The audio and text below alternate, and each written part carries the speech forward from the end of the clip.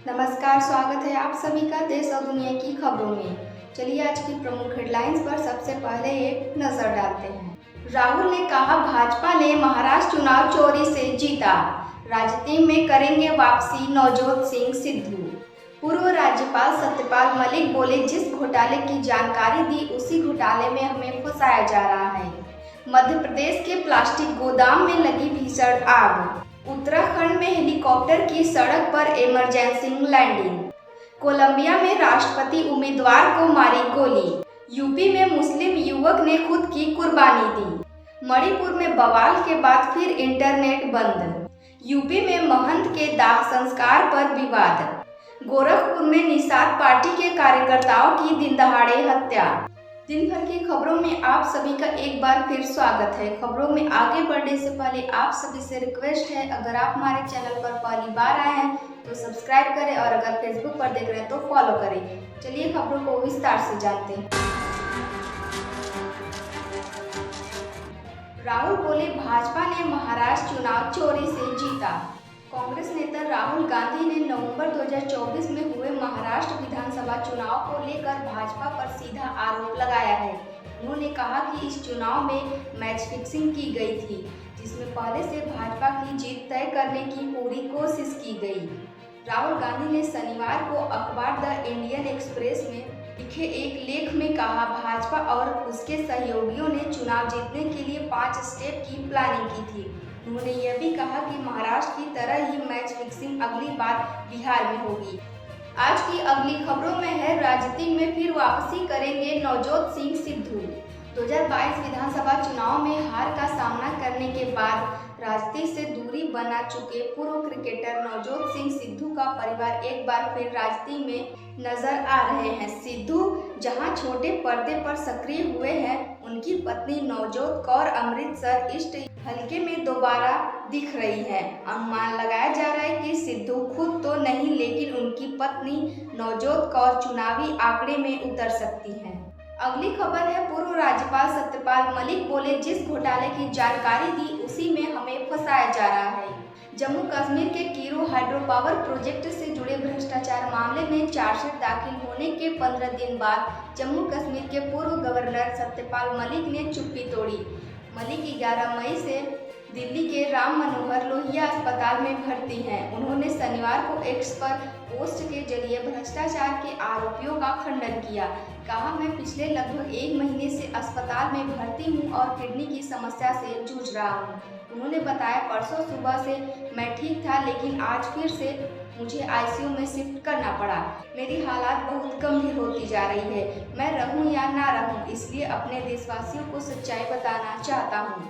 अगर आज मेरे पास दौलत होती तो मैं प्राइवेट हॉस्पिटल में इलाज करवाता। जिस मामले में मुझे फंसाना चाहते हैं उस टेंडर को मैंने खुद निरस्त किया था। मैंने खुद प्रधानमंत्री को बताया था।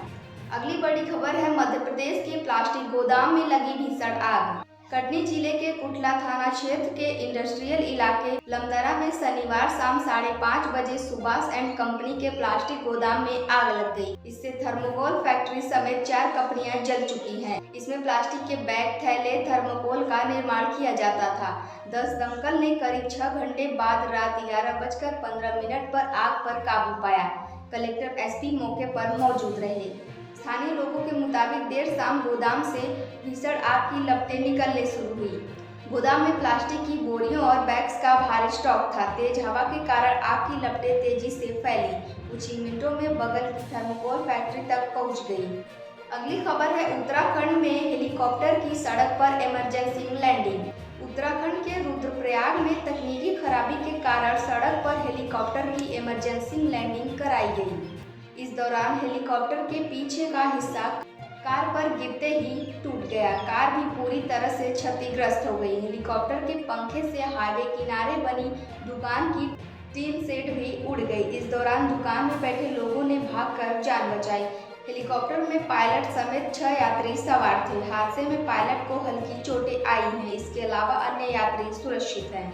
अगली खबर है कोलंबिया में राष्ट्रपति उम्मीदवार को मारी गोली। साउथ अमेरिकी देश कोलंबिया में राष्ट्रपति उम्मीदवार मिगुएल उरेबी को चुनाव प्रचार के दौरान गोली मार दी गई। अस्पताल में उनका इलाज चल रहा है। हालत काफी नाजुक बताई जा रही है। घटना स्थानीय समयानुसार उरीबे राजधानी बोगोटा में एक रैली को संबोधित कर रहे थे। कोलंबिया में 2026 में राष्ट्रपति चुनाव होने हैं। सूत्रों के अनुसार उरेबे को पीठ में गोली मारी गई है।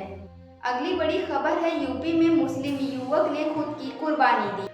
यूपी में बकरीद पर एक मुस्लिम ने खुद की कुर्बानी दे दी। उसने चाकू से अपना गला रेत दिया। वह घर के बाहर बनी झोपड़ी में करीब 1 घंटे तड़पता रहा। परिजनों ने जब उसकी कराह सुनी तो तत्काल अस्पताल लेकर भागे। गोरखपुर मेडिकल कॉलेज में उसकी मौत हो गई। गला रेतने से पहले उसने एक लेटर लिखा था जिसमें लिखा है कि इंसान बकरे को अपने बेटे की तरह पाल पोस कर कुर्बानी करता है। मैं खुद अपनी कुर्बानी अल्लाह रसूल के नाम कर रहा हूँ। आज की अगली खबरों में है, मणिपुर में बवाल के बाद फिर इंटरनेट बंद।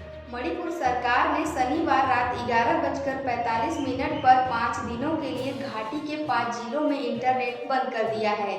दरअसल यह आदेश शनिवार रात मैतेई संगठन के नेता अरम्बाई टेंगोल की गिरफ्तारी के बाद इम्फाल में हुए विरोध प्रदर्शन के बाद जारी किया गया। अगली खबर है, यूपी में महंत के दाह संस्कार पर विवाद। मैनपुरी में राम जानकी मंदिर के महंत की मौत के बाद उनके अंतिम संस्कार के लिए बवाल हो गया। 2 गुट आमने सामने आ गए। जमकर लाठी डंडे और ईंट पत्थर चले। इस झड़प में कई लोग घायल हो गए।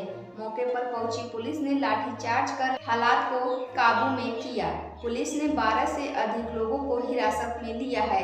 साथ ही 24 घंटे से रखे महंत के शव का अंतिम संस्कार कराया। तनाव को देखते हुए मंदिर के आसपास पुलिस तैनात है। विवाद की वजह 18 बीघा जमीन है जिसकी कीमत करोड़ों में है।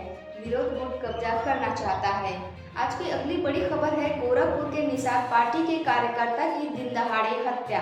मंत्री संजय निषाद के बर्थडे पर गोरखपुर में शनिवार को उनकी निषाद पार्टी के कार्यकर्ता की दिन दहाड़े गोली मारकर हत्या कर दी गई। युवक दवा लेकर पल्सर बाइक से घर लौट रहा था, तभी हाईवे पर पीछे से आ रहे कार सवार बदमाशों ने उसे रोका। देखते ही गोली चला दी। बुलेट बगल से निकल गई। इसके बाद युवक बाइक से उतरकर हाईवे से नीचे गांव की तरफ भागे। तभी बदमाशों ने उनका पीछा किया और दोबारा फायरिंग की। गोली उनके सीने में लग गई। इस दौरान करीब 4 राउंड फायरिंग की। वो कुछ दूर चलकर एक गड्ढे में गिर गया। तड़प तड़प कर उसकी मौत हो गई। आज की खबरों में इतना ही। कल फिर मिलते हैं नई देश और दुनिया की खबरों के साथ। आप सभी को शुभ संध्या।